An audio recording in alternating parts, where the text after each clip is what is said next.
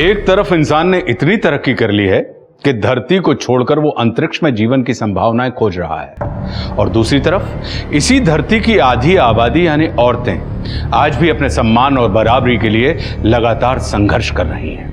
औरतें सुरक्षित रहें, सड़कों पर बिना किसी डर के आजादी के साथ घूमती रहें। इसके लिए अलग अलग देशों की सरकारें लगातार औरतों की सुरक्षा से संबंधित कानून बना रही हैं, पुराने कानूनों को और बेहतर कर रही हैं। इससे फर्क भी पड़ा है, लेकिन कहा जाता है कि भेड़ों को ज्यादा डर भेड़िए से नहीं बल्कि भेड़ की खाल में छिपे भेड़िए से होता है।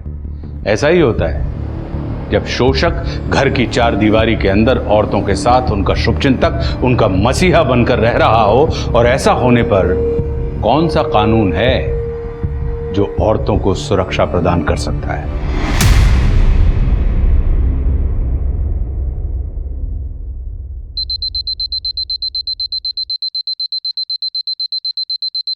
मिथिला, हम कर।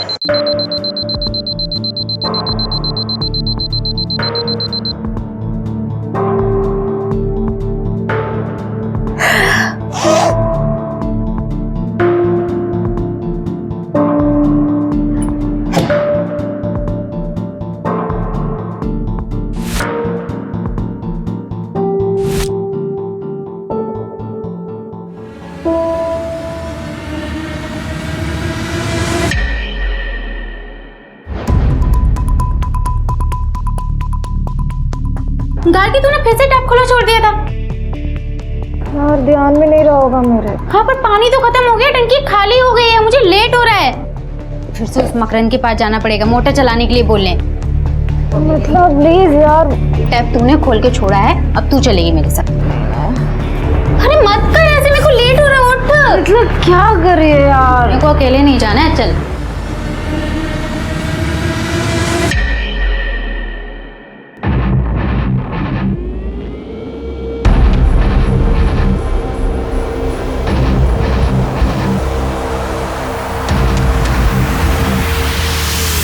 क्या है? क्या काम है? अंकल, हमारे वॉशरूम का टैप खुला रह गया था तो पानी खत्म हो गया। आप प्लीज 5 मिनट के लिए मोटर चला दीजिए। नल तुम लोगों ने खुला छोड़ दिया और तुम्हारे लिए मैं मोटर ऑन कर दूं। शाम को जब मोटर ऑन करूंगा ना, तब भर लेना पानी। जाओ यहाँ से। ओ अंकल, क्या शाम को? हाँ, हमें काम अभी है और आप कह रहे हो शाम को चलाओगे? देखिए, मेरे रूम की टंकी भी खाली हो गई है, जाइए मोटर चालू कीजिए। ठीक है ठीक है, 5 मिनट के लिए मोटर ऑन करूंगा। जिसको जितना पानी भरना है भर लो। वाह दीदी, आपने अंकल की कौन सी नस दबा रखी है कि आपको कुछ भी नहीं कहते, उल्टा आपकी सारी बात मान लेते हैं। अरे है एक सीक्रेट। जाओ तुम लोग जाके पहले पानी भरो, मैं वापस मोटर चालू नहीं करवाऊंगी।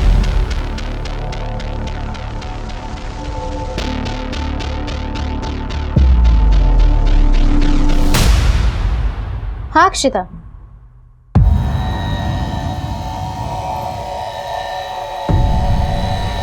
कब हुआ? क्या हुआ? मिथिला क्या हुआ? क्या? पापा को हार्ट अटैक आया है। पापा नहीं।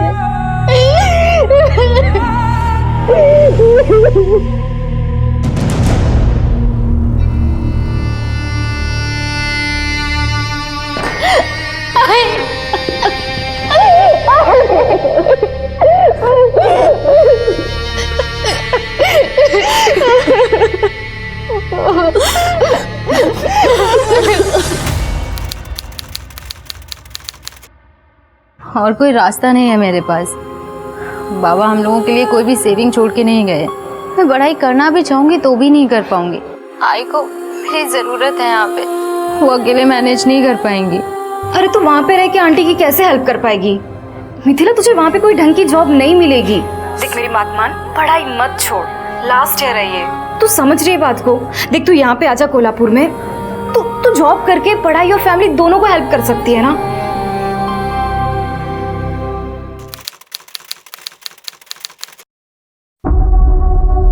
सुन मिथिला, तू ना टेंशन मत ले, मैं तुझे अपने एजेंट का नंबर देती हूँ, उसने मेरे लिए भी जॉब लगवाई थी, तेरे लिए भी कोई जॉब ढूंढ लेगा वो।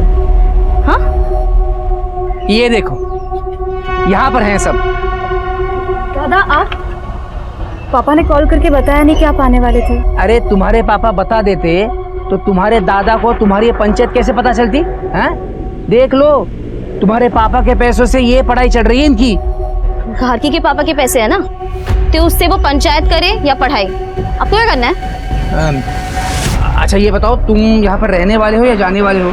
नहीं, वो कमरा तुम्हारे लिए साफ करना पड़ेगा मुझे। नहीं अंकल, इसकी कोई ज़रूरत नहीं है, मैं कुछ देर में चला जाऊँगा। हाँ ठीक है।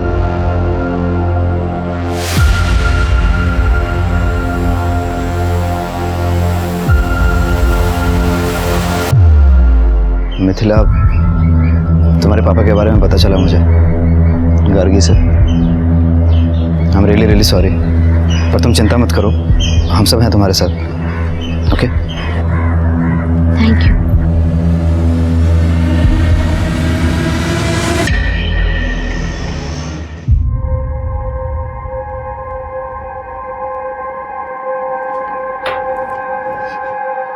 मिल गई जॉब?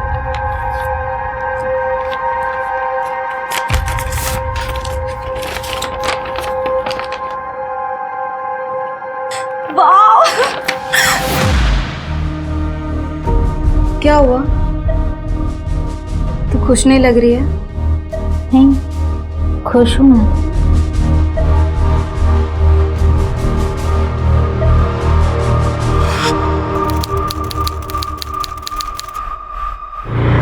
बस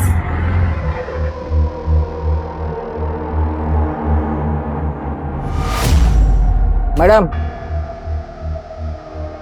आपका पॉकेट। Thank you.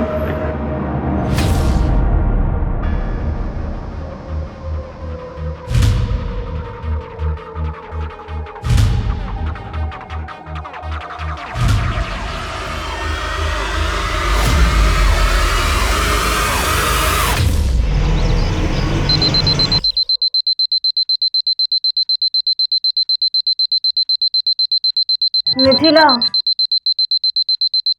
मिथिला क्या करे फोन? मिथिला,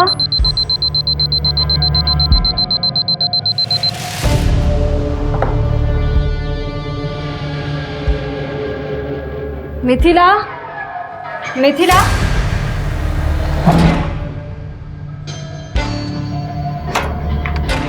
मिथिला। दीदी, मिथिला को देखा क्या? यहाँ पे आई थी? नहीं। मिथिला? नहीं, अरे यहाँ नहीं आई। क्यों? क्या हुआ? अंकल, आपने मिथिला को देखा क्या? नहीं तो। कहाँ गई मिथिला? मिथिला, मिथिला,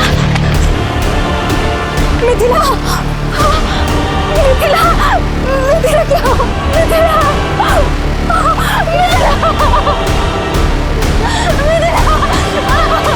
मिथिला, मिथिला,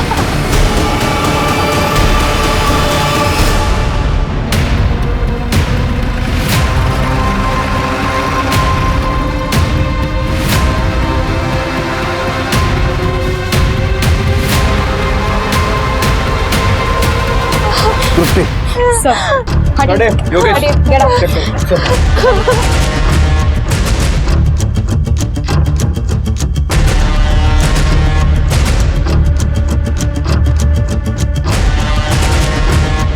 सर बॉडी पे कलाई काटने के अलावा और कोई घाव नहीं है। शायद इस लड़की ने सुसाइड किया है। किस चीज़ से काटी है कलाई?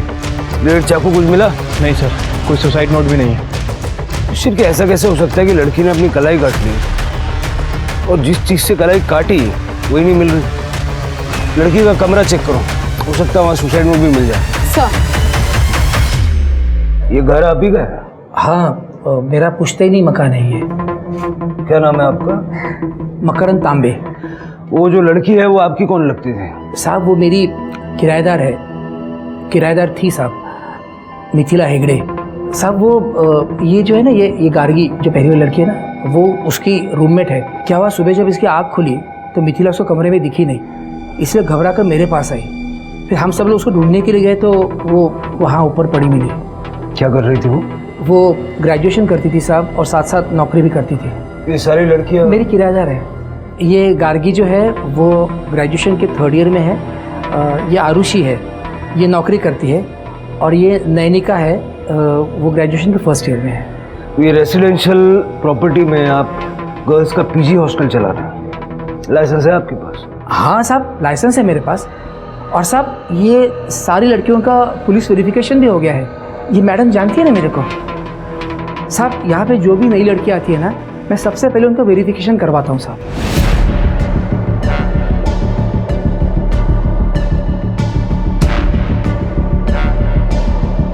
सीसीटीवी नहीं है? नहीं है साहब, पर लगवा लूँगा, जल्दी लगवा लूँगा।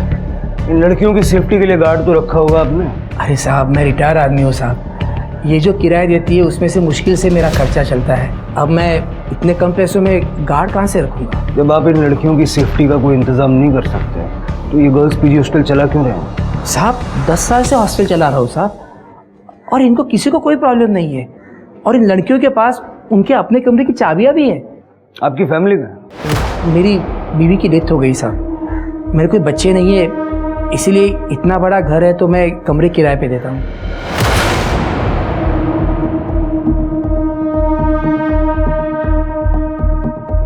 कल रात यहाँ पर आप और ये लड़कियाँ ही थी या कोई और भी था? नहीं साहब, कल रात को ये गार्गी है ना, उसका भाई यहाँ पर आया था, वो रहा था यहाँ पे।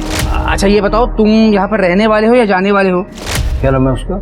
शक्ति। तो ये लड़कियों के पीजी हॉस्टल में आपने लड़के को कैसे ठहरने दिया? एक्चुअली क्या है साहब, ये जो गार्गी है ना, इसके पिताजी बाबूराव, ये मेरे पुराने दोस्त हैं।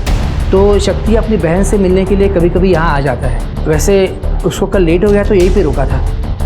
पीछे की तरफ एक कमरा है साहब, वो वहीं पे रुका था। अभी कहाँ? क्या? कौन? शक्ति। सर वो सुबह चला गया, मुझे पता ही नहीं चला। पता कैसे नहीं चला? सर क्या है कि वो उस कमरे से ना बाहर जाने के लिए एक और रास्ता है, तो वहाँ से जाने के लिए फिर यहाँ से जाने की ज़रूरत नहीं पड़ती। हो सकता है वो उसी रास्ते से बाहर चला गया होगा और मुझे पता नहीं चला होगा।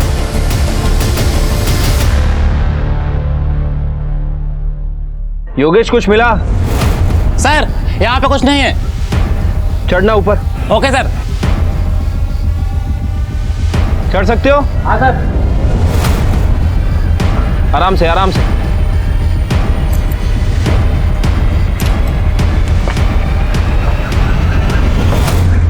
तुम लड़कियां एक अकेले आदमी के साथ इस घर में रहती हो, कभी कोई परेशानी नहीं होती? वो सर यहाँ रेंट बाकी सब जगह से कम है, और मकरंद अंकल ये साइड पे अपने रूम में रहते थे और हम लोग सब लोग उस साइड पे। ना हमारा किसी से लेना ना देना था, तो प्रॉब्लम कहाँ से होगी? मिथिला तुम्हारी रूममेट थी ना? कल रात को क्या हुआ था पूरा डिटेल में बताओ। सर कल मैं 12 बजे तक पढ़ रही थी, उसके बाद मैं सो गई। फिर मिथिला कब रूम से बाहर गई, क्या हुआ, मुझे कुछ भी नहीं पता। मिथिला परेशान थी क्या? मतलब इतनी ज़्यादा परेशान कि वो सुसाइड कर ले? सर मिथिला के पापा की 2 महीने पहले डेथ हो गई थी, तब से वो बहुत परेशान थी। उसको पैसों को लेकर भी प्रॉब्लम हो रही थी। ऐसा कहा उसने तुमसे?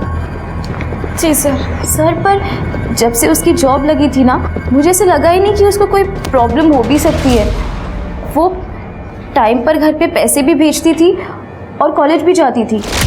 इनफैक्ट काफ़ी खुश थी वो, और एक बार तो उसने हमें पार्टी भी दी थी।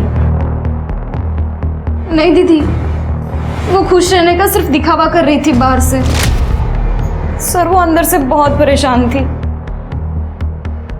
क्योंकि मैंने खुद कितनी बार मिथिला को रात को चुप चुप के से रोते हुए देखा है। मिथिला का किसी से कोई अफेयर वगैरह था क्या? नहीं सर, अगर ऐसा कुछ होता तो वो मुझे जरूर बताती।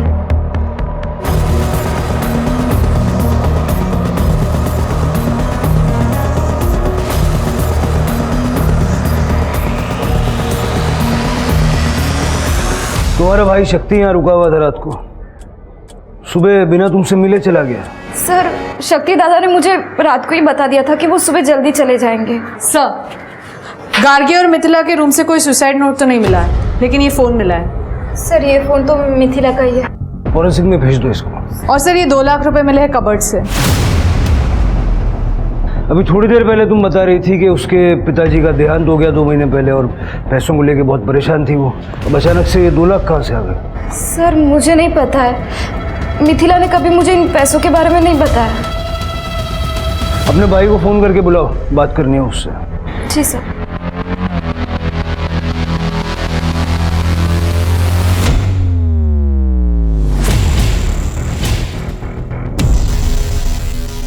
मकरंद का कहना है कि गार्गी का भाई शक्ति यहां से बाहर गया।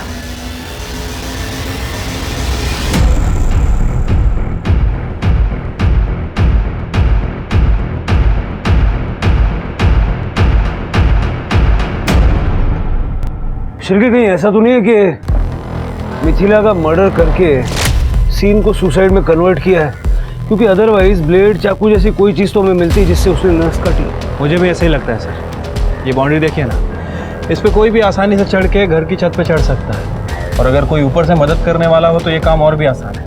हो सकता है कि आने वाला मिथिला का बॉयफ्रेंड हो या इन तीनों लड़कियों में से किसी एक का बॉयफ्रेंड। मिथिला और इन तीनों लड़कियों के साथ साथ मकरंद का सीडीआर भी निकल गया। पता करो कि इन चारों लड़कियों में आपस में बनती कैसे थी।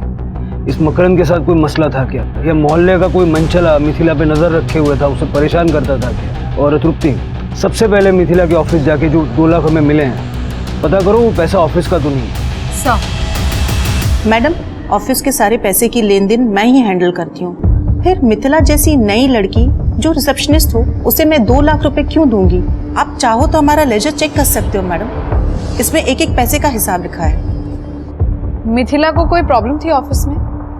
कोई लव अफेयर? ऑफिस में तो ऐसा कुछ भी नहीं था। फिर वो बाहर जाकर अपनी लाइफ में क्या करती थी, इसमें कंपनी का क्या लेना देना? घर जाने की इतनी क्या जल्दी थी कि सुबह 6 बजे निकल गए? सर मिथिला के सुसाइड से शक्ति का क्या लेना देना? इसे तो मैं ही भेजता था गार्गी से मिलने के लिए, वरना ये वहां क्यों जाता? कल भी मैंने ही भेजा था इसे। मैं बात कर रहा हूँ ना उससे। बैठ जाइए। मिथिला से बातचीत होती थी तुम्हारी? हाँ सर, जरूरत भर की बात होती थी। जरूरत भर की? कोई यारी दोस्ती, प्यार मोहब्बत? नहीं सर, गार्गी यहीं बैठी है, ऐसा कुछ नहीं था सर, आप उसे पूछ सकते हैं।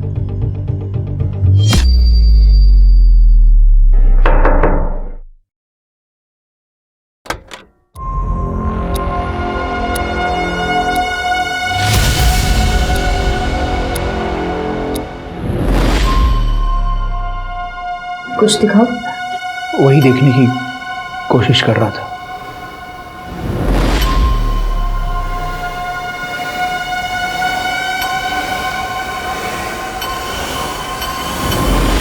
मिथिला 20,000 की सैलरी में जॉब कर रही थी, साथ साथ पढ़ाई कर रही थी और आपको भी पैसे भेज रही थी। उसकी जॉब लगे सिर्फ 2 महीने हुए थे, लेकिन उसके कबर्ड से हमें 2 लाख रुपया कैश मिला। उसके ऑफिस वाले ने दिए होंगे सर।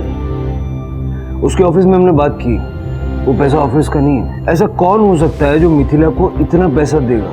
पता नहीं सर। मिथिला की जिंदगी में कोई लड़का? वो यहाँ कोल्हापुर में रहती थी। अगर उसकी जिंदगी में कोई लड़का था भी तो हमें कैसे पता होगा? उसकी रूममेट है गार्गी। गार्गी से तो कोई परेशानी नहीं थी। नहीं सर, गार्गी तो उसकी बहन जैसी थी। हम तो जलगांव में रहते हैं, यहाँ कोल्हापुर में गार्गी उसकी फैमिली थी। ठीक है, अभी आप जा सकते हैं। अगर जरूरत पड़ेगी तो दोबारा आपसे संपर्क करेंगे। सांगली से लेकर कोल्हापुर तक कुछ भी हो, आपको हमेशा मेरी गलती दिखाई दी है बाबा। तो बोलता क्यों नहीं?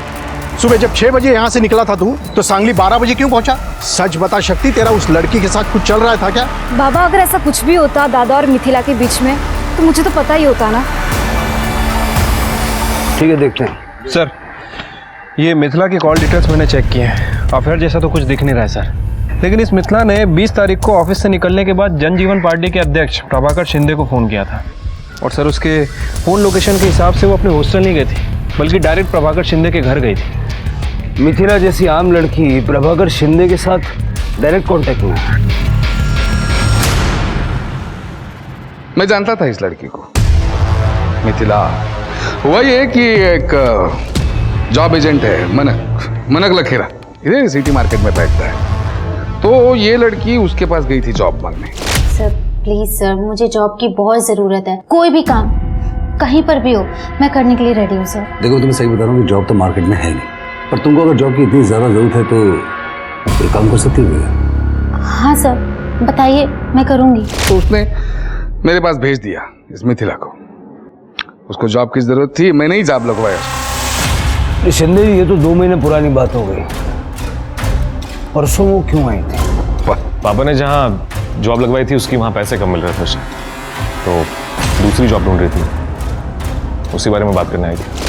सर प्लीज़ मेरी जॉब चेंज करवा दीजिए आप प्लीज़ सर। आपने कुछ पैसे भी दिए थे मिथिला को? उसको जरूरत थी, बहुत प्रॉब्लम में थी लड़की, तो मैंने 5,000 रुपए दिया उसको खर्चे पाने के लिए। 5,000? आपने 2 लाख रुपए दिए थे। 2 लाख?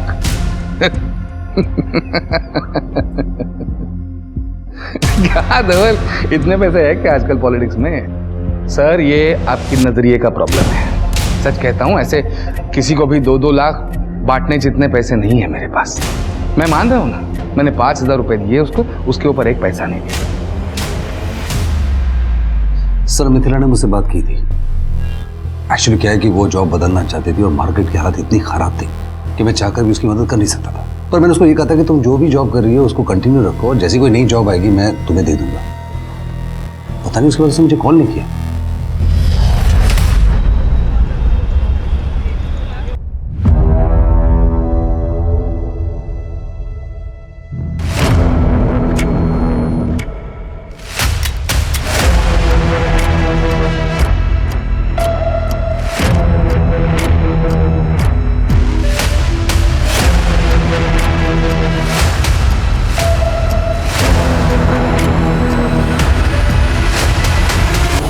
मिथिला अपनी औकात से बाहर आ रही थी और अब तुम अपनी औकात से बाहर आ रही हो। मैंने अभी अपनी औकात दिखाई नहीं है। अगर औकात दिखा दी तो बर्बाद हो जाओगे।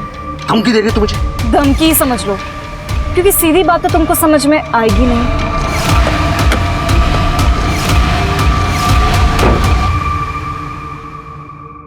सर मिथिला की पोस्टमार्टम रिपोर्ट आ गई है। सर रिपोर्ट के हिसाब से मिथिला 2 मंथ प्रेग्नेंट थी, लेकिन उसने सुसाइड किया है या मर्डर ये कंफर्म नहीं हो पा रहा।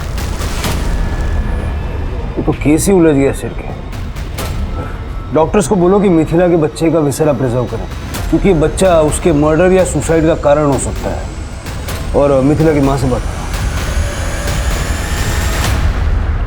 मैडम, मैं आपको पहले ही बता चुकी हूँ कि मैं किसी लड़की के बारे में नहीं जानती, तो फिर मैं कैसे बताऊँ कि मिथिला किसके बच्चे की माँ बनने वाली थी? गार्गी कहाँ गई थी? पता नहीं मैडम, हमारी सो के उठने से पहले ही वो रूम से कहीं चली गई थी।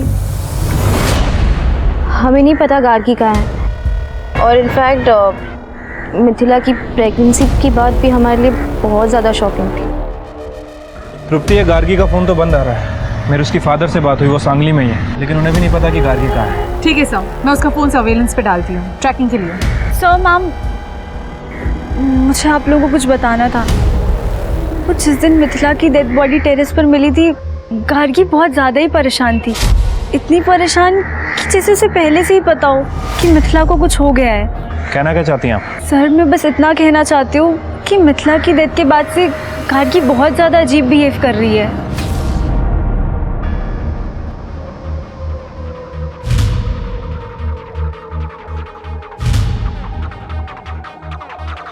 आपस की बात पुलिस को क्यों बता रही है? तो झूठ थोड़ी ना बोल रही हूँ दीदी, जो सच है वही बोल रही हूँ।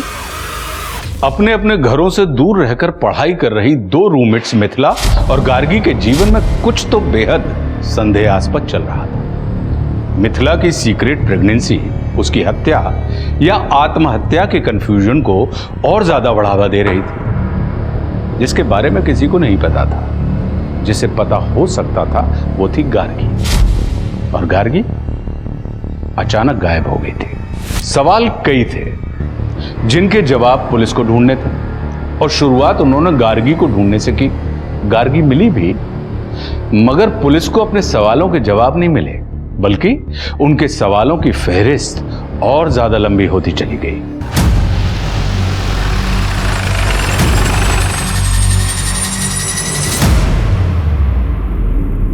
सर यहाँ 1 महीने पहले टेक्निकल रीजंस की वजह से कंस्ट्रक्शन का काम बंद हो गया था, लेकिन आज जब लेबर्स फिर से काम शुरू करने आए तो उन्हें खुदाई में ये डेड बॉडी मिली और लेबरर्स ने हमें इन्फॉर्म किया है। गार्गी की बॉडी है सर।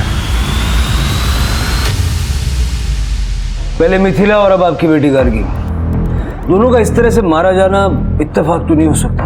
पॉसिबल है कि गार्गी को मिथिला के बारे में या उसकी मौत के बारे में कुछ ऐसा पता था जो मिथिला का किलर नहीं चाहता था कि गार्गी सबको बताए, और इसीलिए उसने गार्गी को मार दिया। सर आखिर गार्गी मिथिला के बारे में ऐसा क्या जानती होगी? शायद मिथिला के होने वाले बच्चे के पिता का नाम। क्या मिथिला प्रेग्नेंट थी? 2 महीने से। क्यों, तुम्हें कॉन्फिडेंस था कि मिथिला कभी प्रेग्नेंट नहीं होगी? सर ऐसा कुछ नहीं है सर, अब मुझ पे फालतू में शक कर रहे हैं। अगर फालतू में शक कर रहे हैं तो डीएनए टेस्ट कराने में कोई प्रॉब्लम तो नहीं होगा तुम्हें?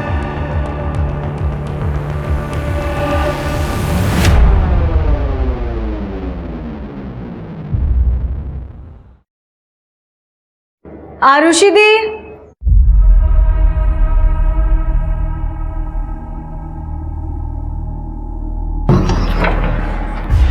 दीदी आप यहाँ पे क्या कर रहे हो? वो मैं रेंट देने आई थी। पर आप तो ऑनलाइन पे करते हो ना? हाँ, पर मेरा अकाउंट लॉक हो गया ना, तो सोचा कैश दे दो।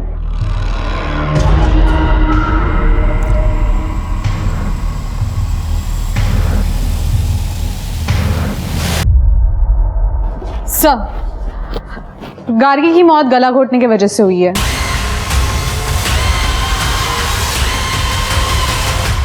चौबीस से 25 जनवरी की रात 2 से 5 बजे के बीच, जिस रात गार्गी हॉस्टल से गायब हुई थी।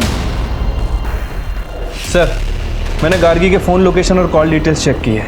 एक इम्पॉर्टेंट बात सामने आई है सर। इनके हिसाब से गार्गी भी प्रभाकर शिंदे के यहाँ गई थी 25 तारीख को रात में 1 बजे।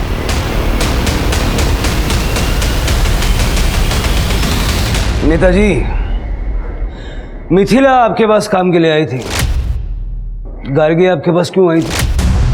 उसे आपसे क्या काम था? गार्गी को नेताजी से काम नहीं था, बल्कि नेताजी को गार्गी से काम था।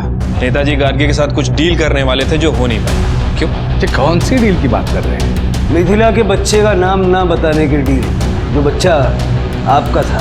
पाटिल, औकात में रहकर बात करो। 2 मिनट नहीं लगेगा आप सबकी वर्दी उतरवाने में। तो शंकर, मैंने बोला था नेताजी हैं, ऐसे काबू में नहीं आएंगे वो। दे दो इनको, दे दो। लीजिए, ये कोर्ट का ऑर्डर है आपके डीएनए टेस्ट का। और वैसे ये औकात देखने दिखाने वाली बातें तो हम करते नहीं, क्योंकि हमारा इस देश के कानून में विश्वास है, जो आप जैसे नेताओं को उनकी औकात याद दिलाने के लिए काफी है। चलिए।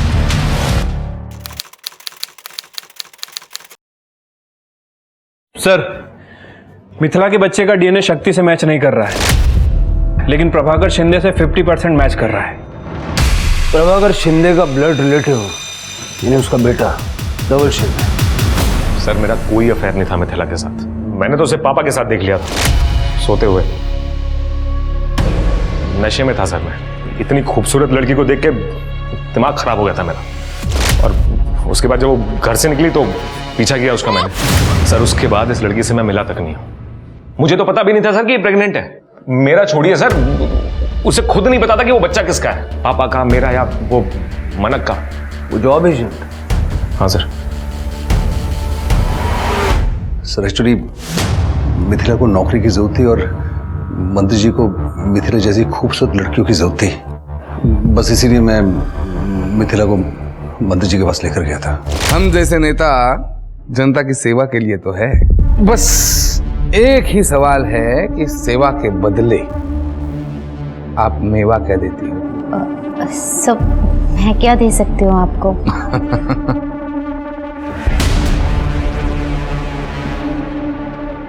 खुद की तरफ देख के तो देखो क्या दे सकती हो। एक बार हाँ बोलकर तो देखो। दुनिया कदमों में लाके रख दूंगा। दुनिया। हाँ अरे मिथिला अच्छी लड़की, लेकिन सर उसको पैसों की जरूरत थी, इसी वो दिन भाग जरूर गई, लेकिन 2 दिन के बाद फिर मेरे ऑफिस में वो आई थी। सर प्लीज मुझे एक बार मंत्री जी से मिलवा दीजिए। अब मैं इस बार नहीं भागूंगी सर। सर मुझे जॉब की बहुत जरूरत है। तुम भागोगी या नहीं भागोगी ये तो अब मुझे टेस्ट करना पड़ेगा। अरे तो तुम कितना अपना झूठा मेरे को भेजेगा तू सली। अरे शट, तो पहले तुमने मिथिला का रेप किया, बाद में नेताजी के पास ले गए तो तुमने उसका रेप किया, और उसके बाद तुम्हारे बेटे धवल ने उसका रेप किया। जब वो प्रेग्नेंट हो गई तो तुम्हारे पास आई। बाप की थाली में मुंह मारेगा तू, और वो भी अकल नहीं है। पापा नादानी में हो गया था। अब मंत्री जी इस लड़की का क्या करना है? बच्चा है पेट में तो गिरा दो। 2 लाख रुपए। पर मैं अबॉर्शन नहीं कराऊंगी। अबॉर्शन कराना पाप होता है। सर मिथिला तो एबॉर्शन के लिए मान ही नहीं रही थी। मैंने जैसे तैसे उसको मनाया, पता नहीं उस रात को जाके उसने सुसाइड क्यों कर लिया, मैं समझ नहीं पाया। मिथिला ने सुसाइड नहीं किया और ना ही वो कभी एबॉर्शन के लिए मानी थी। तुम लोगों ने उसे मार के सुसाइड का सीन क्रिएट किया। नहीं सर, मैं एक्चुअली अगले दिन एबॉर्शन के लिए उसके साथ जाने वाला था। उस वक्त उसने सुसाइड किया या उसका मर्डर हो गया ये मुझे सच में नहीं पता है। गार्गी को उसने सब बता दिया था ना तुम लोगों के बारे में? हाँ, बताया था सर। फिर गार्गी ने हमें क्यों नहीं बताया? वो आपको क्यों बताती सर? उसका फायदा तो चुप रहने में था। देखो नेताजी, आपकी लोकल वर्क्स डिपार्टमेंट में काफी पहुंच है, वहाँ पे जॉब निकली है, मेरी जॉब लगवा दो। 1 मिनट, लेकिन इस काम के लिए आप इतनी आधी रात ऐसे अचानक? मैं किसी को कुछ नहीं कहूँगी, आपके और मिथिला के बारे में। ओह, तो गार्गी तुम लोगों को ब्लैकमेल कर रही थी, इसलिए तुम लोगों ने उसे मार दिया ताकि तुम्हारी मुसीबत जड़ से खत्म हो जाए। हत्या राजनीति में सबसे आखिरी रास्ता होता है सर, सबसे पहला नहीं। आज तक मैंने इतने लड़कियों को नौकरी लगवाई है, एक और, उसमें क्या क्या कठिन था? इस बात की क्या गारंटी थी कि गार्गी फिर से ब्लैकमेल नहीं करती? सर जब करती तब देखता, लेकिन अब जब सीधी उंगली से घी निकल रहा है तो उंगली टेढ़ी करने में कुछ मतलब ही नहीं था। सर आप वो लोकल वर्क्स डिपार्टमेंट में पूछ लीजिए सर। गार्गी रात को मेरे घर आई, उसके दूसरे दिन सुबह मैंने उसके जॉब के लिए बात की थी। अगर उसको मुझे मारना ही होता तो मैं उसके जॉब क्यों लगवाता? चलो मान लेता हूँ कि मिथिला और गार्गी के केस से तुम्हारा कोई लेना देना नहीं है, लेकिन रेप तो तुमने किया है। चल के नेताजी, उनका बेटा धवल और मानक, तीनों पे रेप का केस डालो। और तृप्ति, उन सभी लड़कियों से बात करो जिनकी नौकरी नेताजी और मानक ने मिलकर लगवाई है। आई एम श्योर उनमें कई लड़कियां ऐसी होंगी जिनका इन्होंने शोषण किया।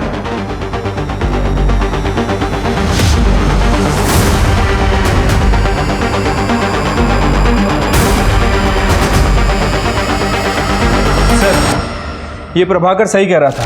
इसने एक लोकल वर्क डिपार्टमेंट में गार्गी की जॉब के लिए बात भी की थी सर, लेकिन जनवरी 22, 23, 24 प्रभाकर, उसका बेटा धवल और वो जॉब एजेंट मानक, इन तीनों की फ़ोन की लोकेशन ना तो मिथिला के हॉस्टल के पास की है और ना ही उस कंस्ट्रक्शन साइट की जहाँ में गार्गी की डेड बॉडी मिली। इन दोनों केसेस को फिर से खंगालो शिरके। हो सकता है किसी ने इस बात का फ़ायदा उठा के गार्गी और मिथिला का मर्डर किया है कि ये दोनों इन चक्करों में उलझी हुई हैं और पुलिस दूसरी बातों पर ध्यान नहीं देगी। ठीक है सर। सर मैं तो 6 महीने से ज़्यादा नहीं रह पाई मकरंद अंकल के पीजी में। वो लड़कियों को ना ऐसे घूरते थे जैसे खा ही जाएंगे। वहाँ तो सिर्फ आरुषि ही रह सकती थी और वो अभी भी वहीं रह रही है। आरुषि? Yes madam. वैसे तो मकरंद अंकल सब लड़कियों पर बहुत हावी रहते थे, लेकिन आरुषि को वो कुछ बोल ही नहीं पाते थे। लगता है डरते थे वो उससे। सर ये मकरंद कैरेक्टर का ढीला आदमी है। इस रीज़न के वजह से मकरंद के पीजी में कोई लड़कियां ज़्यादा दिन तक रुक नहीं पाती थी। लेकिन सर ये आरुषि पिछले 3 साल से मकरंद के पीजी में रह रही है। और सर मकरंद के पीजी में जितनी भी लड़कियां हैं सभी का कहना है कि मकरंद आरुषि से डरता है। और मैंने मकरंद के बैंक स्टेटमेंट भी चेक किए हैं सर। सभी लड़कियों ने पीजी का रेगुलर रेंट उस पर ट्रांसफ़र किया है, लेकिन आरुषि का कोई भी रिकॉर्ड नहीं है। मतलब ये आरुषि रेंट नहीं दे रही? सर सिर्फ आरुषि ही नहीं, आरुषि की रूममेट नैनिका जो मकरंद के पीजी में 4 महीने पहले शिफ्ट हुई है, उसने भी सिर्फ मकरंद को 1 महीने का रेंट दिया है। उसके बाद उसने भी मकरंद को रेंट देना बंद कर दिया है। सर आरुषि दी ने बोला था कि मैं उन्हें अपना रेंट दे दिया करूँ, तो फिर अपना रेंट मिलाकर मकरंद अंकल को पे कर दिया करेंगी। तो मैं वही करती थी, मैं हर महीने अपने हिस्से का रेंट आरुषि दी को दे दिया करती थी। नैनिका, तुम्हें पता है आरुषि ने पिछले 3 साल से रेंट का 1 रुपया भी नहीं दिया है। इनफैक्ट वो तुम्हारे पैसे भी अपने पास रख रही थी। नहीं सर, मैं अपना और नैनिका का रेंट मकरंद अंकल को कैश में देती थी। अगर रेंट कैश में देती थी तो मकरंद कोई रिसीट वगैरह देता होगा ना, दिखा दो। सर इतने दिन से हम वहाँ रह रहे थे, इतना भरोसा तो था अंकल पे। कितना रेंट है तुम्हारा? 6000। तो ये 6000 तुम घर पे तो छापती नहीं होगी ना, बैंक से विड्रॉ करती होगी। अपना बैंक का स्टेटमेंट दे दो। वो सर साफ साफ बताओ, तुम्हारे और मकरंद के बीच क्या चल रहा था जो वो तुमसे रेंट नहीं ले रहा था? चक्कर चल रहा था आरुषि दी का मकरंद अंकल के साथ। ऐसा सारी पीजी की लड़कियां बोलती थी। सर चक्कर तो उस नैनिका का चल रहा था गार्गी के भाई शक्ति के साथ।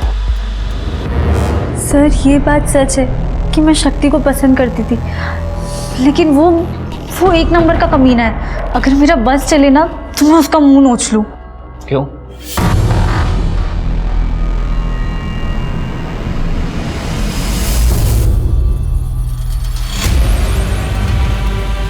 नैनिका, नैनिका क्या कर रही हो ये?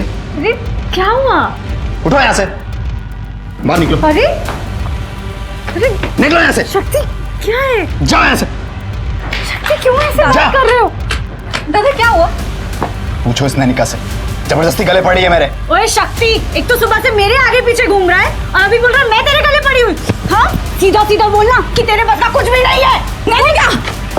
अपने भाई का इलाज कराओ वरना मोहल्ले वाले ना शादी के बाद मजे लूटेंगे। तमीज अपना मुंह संभाल के बात कर। शक्ति ने तुम्हारी बेइज्जती कर दी और गार्गी ने सबके सामने तुम्हें थप्पड़ मारा। बुरा तो बहुत लगा होगा तुम्हें। हाँ सर लगा तो था, इसी वजह से गार्गी और मेरे बीच में बात नहीं होती थी। शक्ति गार्गी का भाई था, गार्गी मिथिला की रूममेट थी। उन दोनों ने नैनिका को सपोर्ट नहीं किया, समझ में आता। लेकिन तुम तो नैनिका की रूममेट थी, तुम्हें तो उसे सपोर्ट करना चाहिए था। मैं कैसे सपोर्ट करती उसको सर?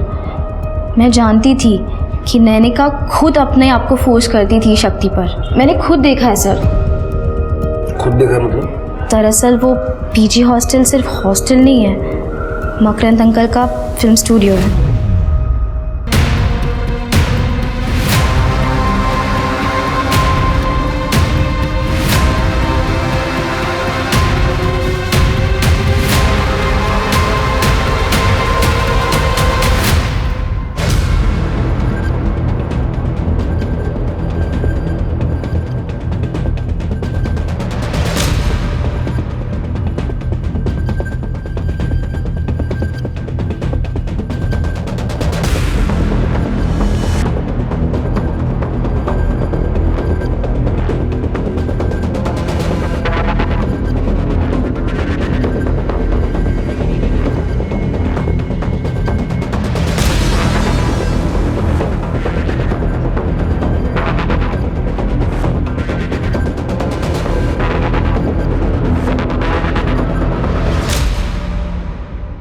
इधर आ, इधर आ। ये क्या है? ये पीजी के नाम पे फिल्म स्टूडियो चला रहा था क्या? हाँ? और जब आरुषि को पता चल गया तो वो किसी को बता ना दे, इसलिए बिना रेंट के उसे रहने दिया। बेटी की उम्र की लड़कियों के साथ ये कर रहा था। जब मिथिला और गार्गी को पता चल गया तो तेरी पोल ना खुल जाए, इसलिए दोनों को मार दिया। साहब मिथिला ने सुसाइड किया है, आप फुटेज में देख लो।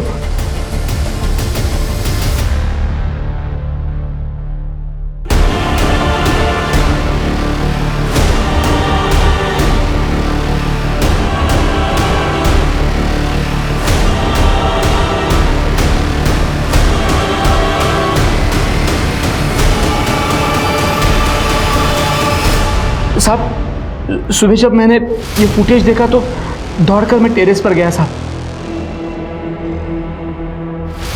तब तक मिथिला मर चुकी थी।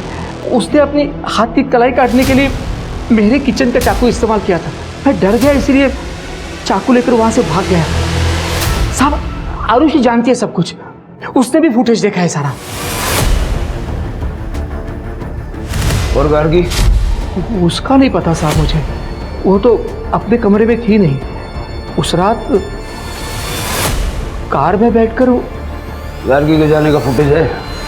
हाँ है।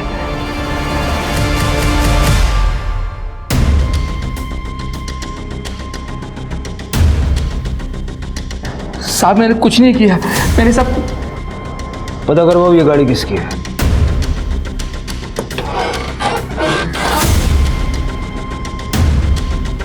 सर इधर आइए।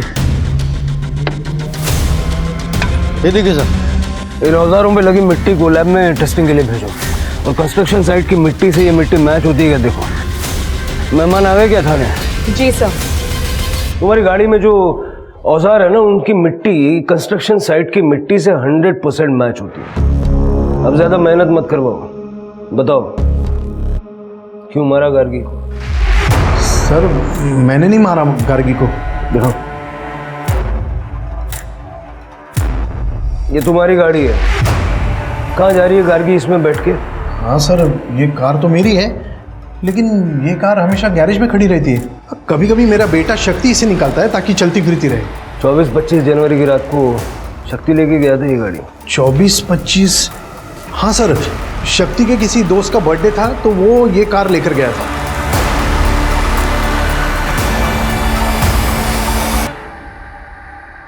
मेरे पास कोई नौकरी नहीं थी तो पापा मुझे निकम्मा समझते थे। कुछ कमाने के बारे में सोचना, मुफ्त की रोटियां मत तोड़ना। यहाँ सोच जरा, पता नहीं कब सुधरेगा ये। गार्गी का चौकीदार बना के रखा था मुझे, जब देखो तब उसको देखने के लिए भेज देते थे। यहाँ तक कि सारा पैसा उसकी पढ़ाई पे खर्च कर देते थे। मैं समझ गया था कि गार्गी के रहते हुए मुझे पापा से एक भी ढेला मिलने वाला नहीं है। गार्गी को रास्ते से हटाना बहुत जरूरी था। सबसे पहले मैंने गार्गी की लाश को डंप करने की जगह ढूंढी, फिर उसे बुरा दिखाने के लिए मैंने गार्गी और नैनिका में झगड़ा करवाया। अपने भाई का इलाज कराओ, वरना मोहल्ले वाले ना शादी के बाद मजे लूटेंगे। तमीज, अपना मुंह संभाल के बात कर। मेरी प्लानिंग हो चुकी थी। गार्गी को मिथिला ने अपनी प्रेगनेंसी और रेप के बारे में बताया। तब मैं हॉस्टल में ही था, गार्गी ने मुझे बताया। वो तो पुलिस में जाने वाली थी। फिर मैंने उसे ब्लैकमेल करके लोकल वर्क्स डिपार्टमेंट में काम लेने का सपना दिखाया, लेकिन फिर उसी रात मिथिला ने सुसाइड कर लिया। मुझे लगा गार्गी पुलिस को सब बता देगी, लेकिन जॉब की वजह से उसने पुलिस को कुछ नहीं बताया, और यही तो मुझे चाहिए था। क्या चाहिए? सर, मिथिला के केस में आपको प्रभाकर के बारे में पता चला। गार्गी प्रभाकर को ब्लैकमेल कर रही है, ये पता चला तो पुलिस का सारा डाउट तो प्रभाकर के ऊपर जाएगा, मेरे ऊपर किसी का ध्यान ही नहीं जाएगा। मेरी प्लानिंग के हिसाब से मैं गार्गी को प्रभाकर के पास ले गया। गार्गी ने प्रभाकर को ब्लैकमेल किया, फिर मैं गार्गी को एक सुनसान जगह पर लेके गया। क्या हुआ भाई? पीछे से कुछ आवाज आ रही है, तुम बैठो मैं देखता हूँ।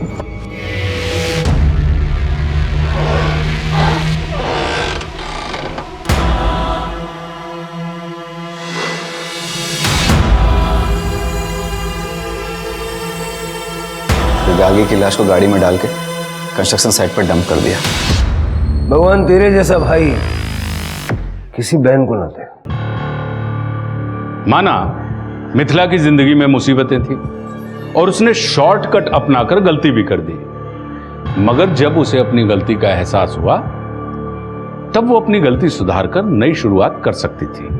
लेकिन उसने ऐसा नहीं किया, बल्कि उसने आत्महत्या का रास्ता चुना। और आत्महत्या तो कोई रास्ता ही नहीं है, ये तो रास्ते का अंत है। ये बात मिथिला को समझ में नहीं आई। अब शक्ति के बारे में क्या कहें? शक्ति खुद काबिल नहीं था, इसलिए अपनी बहन गार्गी की काबिलियत उसकी आंखों में खटकती थी। शक्ति ने अपनी कमियों को दूर करने की जगह अपनी कमियों का ठीकरा गार्गी के सर पे फोड़ दिया और उसकी हत्या कर दी, जिसका नतीजा आप लोगों के सामने है। अब मैं आशुतोष राणा विदा लेता हूं आपसे। हम फिर मिलेंगे एक ऐसी कहानी के साथ जो आपको रखेगी सतर्क और जिंदगी को सुरक्षित। तब तक अपना और अपने परिवार का ख्याल रखिए और देखते रहिए क्राइम पेट्रोल सतर्क। जय हिंद।